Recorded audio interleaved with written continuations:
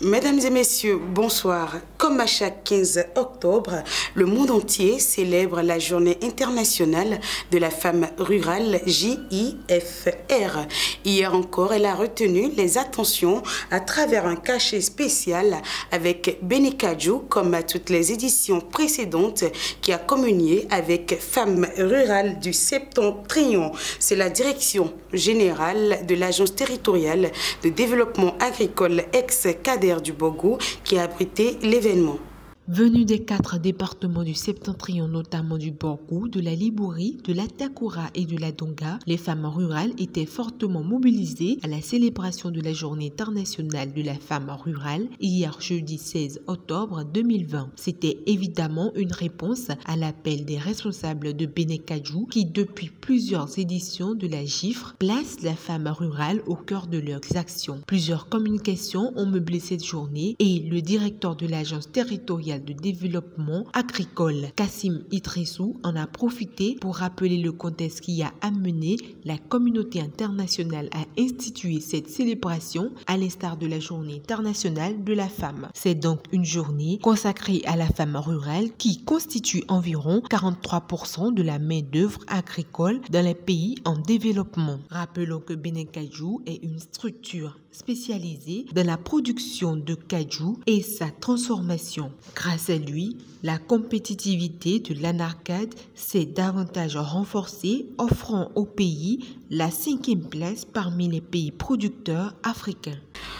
Hors de nos frontières, l'homme intègre du Burkina Faso, une fois encore immortalisé. En effet, hier jeudi a eu lieu l'inauguration de l'université Thomas Sankara par le Premier ministre burkinabé Christophe Joseph Marie Dabiri à l'occasion du 33e anniversaire de la disparition tragique de l'ancien président Thomas Sankara. Carmélie Ayédègue. Au Burkina Faso, une université porte désormais le nom de Thomas Sankara. Dans sa vision de pérenniser la personnalité et les idées de Thomas Sankara, le gouvernement burkinabé a procédé à l'inauguration de ce qui était appelé jusque-là Campus Ouaga 2, créé il y a 13 ans. Pour le président de cette université, c'est une fierté de porter le nom du père de la Révolution. Il a reconnu le défi que revêt le baptême de l'université du nom de cet homme qui a éveillé les conscience, forger les esprits et tracer une vision inoxydable. À en croire le président de l'université, le nom Thomas Sankara a été choisi pour que l'on comprenne l'adversité, la difficulté et la souffrance n'ont jamais été les ennemis de l'apprentissage. Bâtie sur une superficie de 1890 hectares, l'université Thomas Sankara accueille pour la présente rentrée environ 27 000 étudiants et a coûté plus de 30 milliards de francs CFA, en s'appuyant sur 3 socles que sont le social, l'environnement et la lumière. L'université Thomas Sankara se veut être un cadre qui accueille modernisme, excellence, rigueur, valeurs culturelles et un cadre de vie environnementale propice. En France, à présent, les usagers des salles de cinéma et de théâtre pourraient faire objet d'une dérogation de circulation après 21 h malgré le couvre-feu instauré dans certaines villes du pays. Les discussions sont en cours entre les propriétaires de ces lieux de divertissement et les autorités françaises.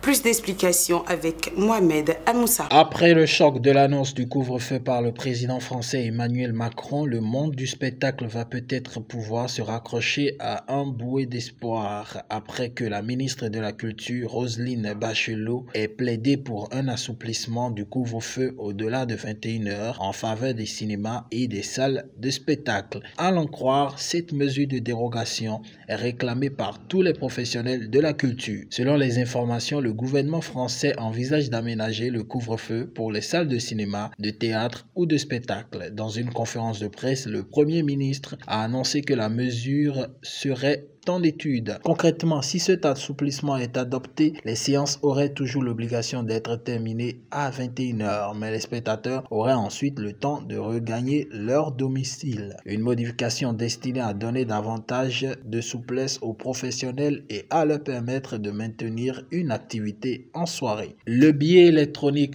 où l'heure de la séance sera inscrite peut servir de justificatif. Selon des sources crédibles, il suffirait aux spectateurs de le présenter en cas de contrôle. Il faut rappeler que cet aménagement est actuellement au centre des revendications des professionnels du spectacle qui estiment qu'un couvre-feu obligeant les gens à être rentrés chez eux à 21 h condamne de facto toutes les séances ou représentations en soirée. Vente aux enchères inédites hier jeudi 15 octobre 2020 dans les musées américains Courbet, Corot ou Canache l'Ancien.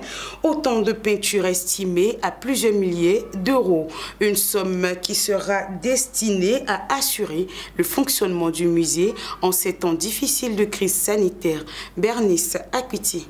En ces temps de pandémie, les musées américains essuient des pertes monumentales. Certains ont vu leurs revenus chuter de 80%, avec de surcroît une baisse des dons de mécènes. Pour éviter que certains établissements mettent la clé sous la porte, ils ont aujourd'hui le droit de vendre des œuvres jusqu'au 10 avril 2022 pour assurer leurs frais, une question de survie en ces temps sombres. En effet, ce droit de vendre des œuvres a déjà été accordé par le passé à la ville de Détroit, en faillite en 2008 et plus récemment en 2018 au musée de Litchfield. Ainsi, la vente aujourd'hui d'un Courbet, Canache ou Corot pourra probablement sauver toute une collection de Brooklyn Museum. Mesdames et messieurs, voilà qui met un thème à cette édition de ce vendredi que nous vous remercions d'avoir suivi. Passez une excellente soirée et surtout un très bon week-end.